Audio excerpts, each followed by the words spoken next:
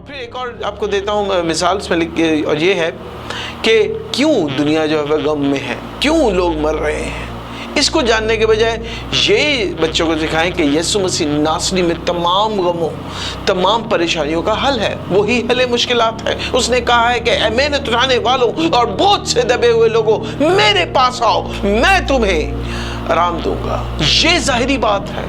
और ये गम क्यों है, इसे सिखाने के बजाय वो बात सिखाएं। इसकी ये कहाँ से ओरिजिनेट हुआ, लोग क्यों आज परेशान हाल हैं, इसको जानने के बजाय ये जानना कि यीशु मसीह इन तमाम परेशानियों का हल है।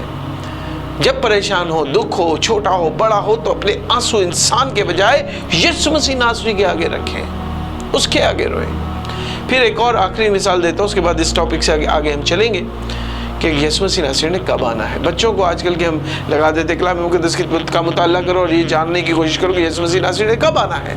हालांकि उसने कहा है कि ये बात किसी को नहीं पता, मुझे भी नहीं पता, फरिश्तों को भी नहीं पता, चोर की मानिंद ये दिन है। ये बताने के बजाय उनको ये बोलें कि उसके आने के लिए तैयार हो, बपतिस्मा लें, वो कभी भी आ जाएगा, तैयार हो, बपतिस्मा लेके कलीसिया में शामिल हो। क्योंकि जब तक हम बपतिस्मा नहीं लेते हैं, हम भीड़ की मानिंद है जो उसके पीछे तो चलती थी, उन बरातियों की मानिंद है जो दूल्हे के साथ तो आए लेकिन खिलवत खाना में दाखिल नहीं हुए। हम भीड़ नहीं हैं, हम दुल्हन नहीं हैं, हम शागिर्द नहीं हैं। जब हम बपतिस्मा लेते हैं तो हम उसके शागिर्द बन जाते हैं। तो हमें यीशु मसीह नासरी के लिए तैयारी करनी है, ना कि उसके दिन के आने वाले दिन के लिए तफ्तीश करनी है। सो ये चीज़ मैं आपको बताना चाह रहा हूँ कि अपने बच्चों को, और आप बच्चों, आप भी ज़ाहिरी कलाम की बातों को फॉलो करें, भेद की बातों के लिए को खुदा उन पर छोड़ दें। अपने मुईन वक्त पे वो आपको ज़रूर इन बातों को आपकी ज़िंदगी में आया करेगा। और आपके मुंह से निकला हुआ हर एक लफ्ज़ जो खुदा ने आपको सिखाया होगा वो अपने पूरे वक्त में पूरा ज़रूर होगा। Praise God. 19वीं बात की तरफ हम चलेंगे, और वो ये है, कलाम मुक़द्दस भी ये कहता है, और अपने बच्चों को भी यही सिखाएं। और बच्चों, आप भी जब आप अपनी प्रोफेशनल लाइफ में जा रहे हैं तो ये एक नया सफ़र है, ये एक बड़ा पहाड़ है। इसमें डिफरेंट किस्म के जानवर मिलेंगे, डिफरेंट किस्म की टेरेन मिलेगी, आसान नहीं है चलना। तो कलाम मुक़द्दस फरमाता है बच्चों को ये सिखाएं, और बच्चे अब भी इस चीज़ को सीखें कि be strong, do not be afraid. मजबूत हो जाएं, हरासा ना हो, क्योंकि खुदावंद आपके साथ है। देखिए, इस बात के अंदर जो मैंने आपके सामने की, दो बातें हमारे दिमाग में इनका एको चलता रहना चाहिए कि अपने आप को रेस्ट में रखें, मजबूत रहें, पीस में रहें, और खौफ ना खाएं, हरासा ना हो, क्योंकि खुदावंद हमेशा के लिए आपके साथ है। वो कहता है, उसने ये खुदावंद का नाम कलाम मुक़द्दस में क्या है, हमारे मुनज्जी का नाम कलाम मुक़द्दस में मूसा को एक्सोडस यानी खरूज 3 बाब में खुदावंद ने बताया, और वो है मैं हूँ सो हूँ। वो कहता है फिक्र नहीं करो, मैं हूँ, हरासा ना हो, मैं हूँ, मेरा नाम ही मैं हूँ। ही इज़ अ सर्वेंट, वो एक खादिम है, वो एक खिदमत करने वाला खुदा है जो कहता है कि मैं हूँ, मैं हाजिर हूँ, तू परेशान ना हो। देखिए, इस्तिस्ना 31 बाब और उसकी 6ठी आयत में मरकूम है। यहाँ पर जिस तरह हमारा मुनज्जी यशुआ से बात करता है, आज वो आपसे भी बात कर रहा है। लिखा है, तू मजबूत हो जा और हौसला रख, मत डर और ना उनसे खौफ खा, क्योंकि खुदावंद तेरा खुदा खुद ही तेरे साथ जाता है। वो तुझसे दस्तबरदार नहीं होगा और ना तुझको छोड़ेगा। Praise God. तुझसे दस्तबरदार नहीं होगा। उसने वादा किया कि मैं दुनिया के आखिर तक तुम्हारे साथ हूँ। मैंने तुम्हारे नाम अपनी हथेली पर छाप लिए हैं, गुंदवा दिए हैं। तो आपको किस बात का डर? Do not be afraid, be strong, be confident in him। अपनी परेशानियां, अपनी खुशियां सब उसके आगे रख दें। Praise God। यशायाह 41 10वीं आयत में मेरी फेवरेट आयत है। खुदा फरमाता है, तुम मत डर क्योंकि मैं तेरे साथ हूँ, हरासा ना हो, क्योंकि मैं तेरा खुदा हूँ।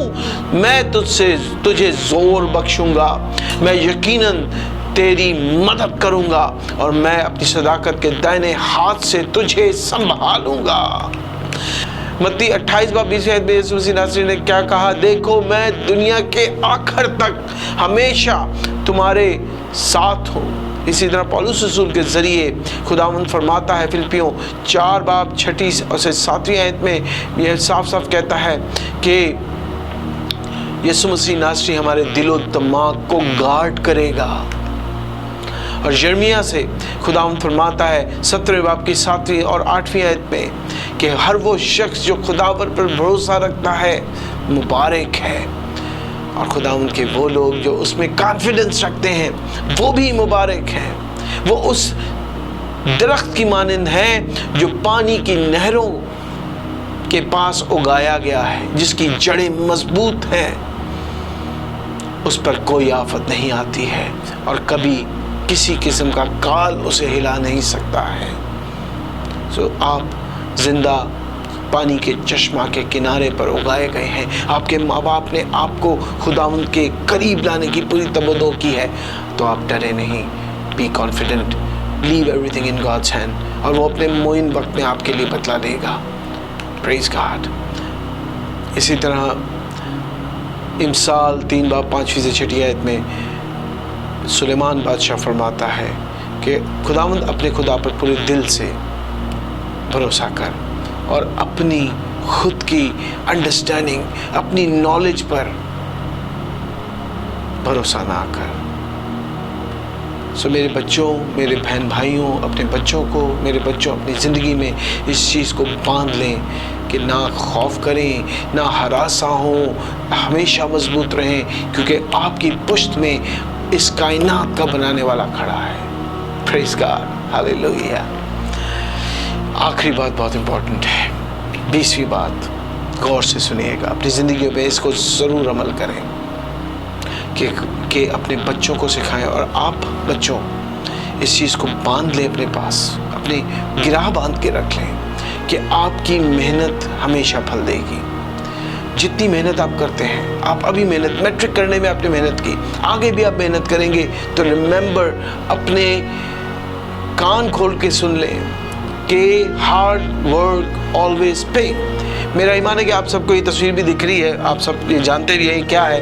ये एक आइसबर्ग है, इसे हम बर्फ़ के बड़े बड़े तोदे कहते हैं, पहाड़ कहते हैं, जो पानी के अंदर, समुद्रों के अंदर तैरते हैं। अटलांटिक ओशन में जाएं आप, साउथ अटलांटिक में जाएं या आप नॉर्थ अटलांटिक में जाएं, तो ये पानी के बड़े बड़े तोदे हैं जो पानी में तैरते रहते हैं। अच्छे गौर से देखें तो इसका सिर्फ 10% ही दिखने वाला होता है, बाकी 90% पानी के अंदर होता है। तो जो आपकी मेहनत का फल है वो भी ऐसा है। जैसे एक बच्चे ने, 2 बच्चे हैं, उन्होंने, एक बच्चा गरीब घराने से है और एक अमीर घराने से है। अमीर घराने के बच्चे के पास तमाम सहूलतें हैं, उसको ट्यूशन भी मिल रही है, अच्छी अच्छी रिसोर्सेज हैं, इंटरनेट है, लैपटॉप है, अच्छा फ़ोन है और स्टडी रूम है, और फिर वो बहुत उन चीज़ों को इस्तेमाल करता है और 80 से 85% नंबर लेके आता है। और उसके बरक्स वो बच्चा है जिसके घर में बिजली नहीं है, वो लैब्स के अंदर बैठ के पढ़ता है, खूब मेहनत करता है, सारा दिन, सारी रात पढ़ता रहता है, और वो भी 85% नंबर लेके आता है। अब इन दोनों की मेहनत में तो बहुत ज़मीन आसमान का फ़र्क है। एक के पास पूरी रिसोर्सेज है, एक के पास कोई रिसोर्सेज नहीं, लेकिन दोनों का रिजल्ट सेम है। तो ये जो पॉइंट्स है ना दुनिया के अंदर, ये वही 10% दिखने वाले नतीजे हैं, लेकिन असल मेहनत का फल आपको ज़िंदगी के अंदर खुदा देगा, और आप एक अच्छे मैनेजर, आप एक अच्छे इंसान, आप एक अच्छे लीडर बनेंगे। पाकिस्तान की आप बात करते हैं, आप कौमी असम्बली में चले जाएं, वहाँ पे जितने भी लीडर्स बैठे हुए हैं वो सब बहुत गरीब तबके से आए हुए हैं। आपको शाज़ो नादिर कोई वहाँ पर पैदाइशी अमीर शख्स मिलेगा। इसका क्या मतलब है कि आपकी मेहनत जो आप कर रहे हैं वो आपको पे करेगी। एक कम मेहनत करने वाले शख्स को थोड़ी देर के लिए तरक्की तो मिल जाएगी, थोड़ा सा पॉइंट्स तो मिल जाएंगे, लेकिन एक्चुअल 90% फ़ायदा जो है, जो ना दिखने वाला फ़ायदा है, वो आपका इंतज़ार कर रहे हैं, तो अपने बच्चों को इस ना दिखने वाले प्रॉफिट की तरफ फोकस करना सिखाएं। इमसाल 14 बाब 23वीं आयत में मरकूम है, हर तरह की मेहनत, गौर से सुने, हर तरह की मेहनत में नफ़ा है, पर मुंह की बातों में महज मोहताजी है। मेहनत कैसी भी है, खुदावंद का वादा है अपने बंदा सुलेमान के ज़रिए कि हर तरह की मेहनत में नफ़ा है। दूसरा तिमोथियों 4 बाब 7वीं से 8वीं आयत में मरकूम है, यहाँ पे पौलुस सिर्फ अपनी मेहनत के बारे में कहता है, मैं अच्छी कुश्ती लड़ चुका, मैंने दौड़ को ख़त्म कर लिया, मैंने ईमान को महफूज रखा, आइंदा के लिए मेरे वास्ते राजबाजी का वो ताज रखा हुआ है।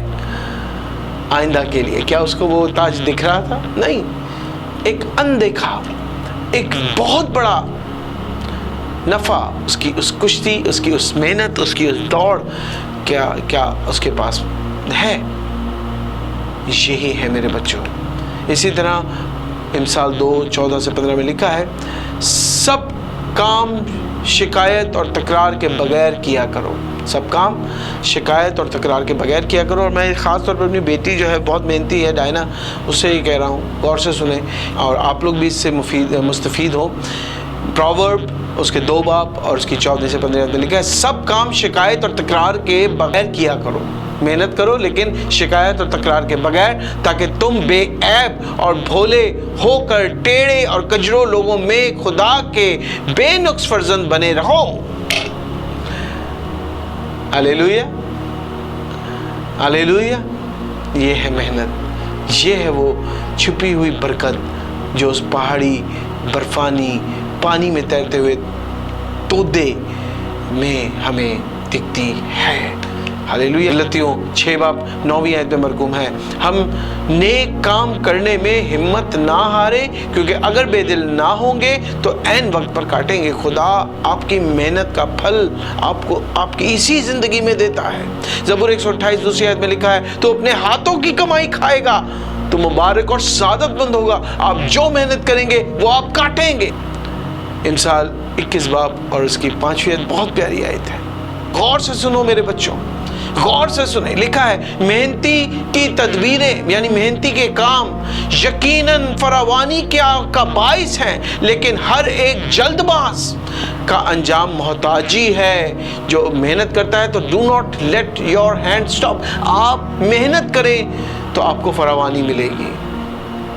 मेहनत में ही कलाम मुकद्दस फरमाता है कि अज़मत है। इमसाल 12वें बाब की 24वीं आयत में लिखा है, मेहनती आदमी का हाथ हुक्मरान होगा, लेकिन सुस्त आदमी बाज गुजार बनेगा। यानी जो मेहनती शख्स है वही हुक्मरान होगा। अगर आज आप मेहनत कर रहे हैं और आपको लगता है कि उस मेहनत का कोई सिला नहीं, ऐसा नहीं है। खुदा आपको उस आपकी मेहनत का सिला देगा और आप हुक्मरान होंगे, आप हाकिम बनेंगे। सो मेरे बच्चों, मेरे भाइयों, मेरे बेटों, मेरे बेटियों, इस बात को याद करें, इस बात को अपनी ज़िंदगी में अमल पैरा करें कि आज की मेहनत आपकी ज़िंदगी की कल क्या फल है। आपको खुदावंद आपकी मेहनत का फल देगा। अपने बच्चों को मेहनत करना सिखाएं। इसलिए नहीं मेहनत करें कि जो थोड़े वक्त का पॉइंट्स हैं, ग्रेड्स हैं, वो हासिल कर लें। इसलिए मेहनत करवाएं कि जो 100% बड़ी ब्लेसिंग है मेहनत से जुड़ी हुई, इन तमाम वादों को मैंने आपके सामने पढ़ा है कलाम मुकद्दस के।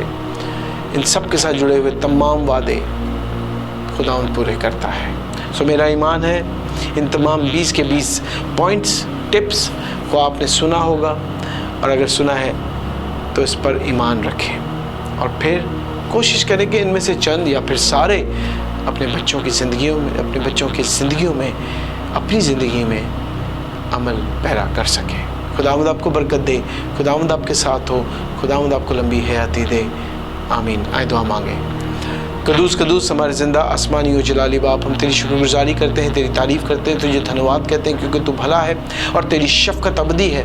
हम तेरी शुक्रगुजारी करते हैं कि तूने हमें इस लायक बनाया कि हम तेरे बच्चों तक, खुदावंद अपने बहन भाइयों तक इस अमीर कलाम को पहुंचा सकें कि जबकि ये अपनी प्रोफेशनल लाइफ में जाते हैं, पहले तो हम इनके लिए वो बरकत चाहते हैं जो तूने हारून को और उसके बेटे को कहा कि वो इनके लिए चाहे कलाम मुक़द्दस गिनती 6 बाब 24-27 आयत में फरमाता है, ये बारेक खा अदोनाई वेश में रेखा, या एर अदोनाई पनाह में लिखा वे खुनिखा, निस्सा अदोनाई पनाह में लिखा वे असेम लखा शालूम। खुदावंद तुझे बरकत दे, खुदावंद तेरी हिफाजत करे, खुदावंद अपना चेहरा तुझ पर जलवागर फरमाए और तेरी तरफ मुतवज्जा हो और तुझे अब्दी शालूम दे। मैं अपने बच्चों के लिए खुदावंद यही शालूम मांगता हूँ कि जब वो अपनी प्रोफेशनल लाइफ में जाते हैं, जब वो अपनी प्रोफेशनल एजुकेशन में जाते हैं, तो ये सब्र, ये इत्मीनान इनके साथ साथ रहे। खुदावंद हमारी इस छोटी सी इल्तिजा को सुन और हमें इन तमाम बातों पर अमल पैरा होने की तौफीक अता फरमा। ये सब कुछ मांगते पा लेते हैं तेरे मीठे, अब्दी और जलाली नाम के वसीला से और तेरे बेटे हमारे खुदावंद यीशु मसीह नासरी के नाम में।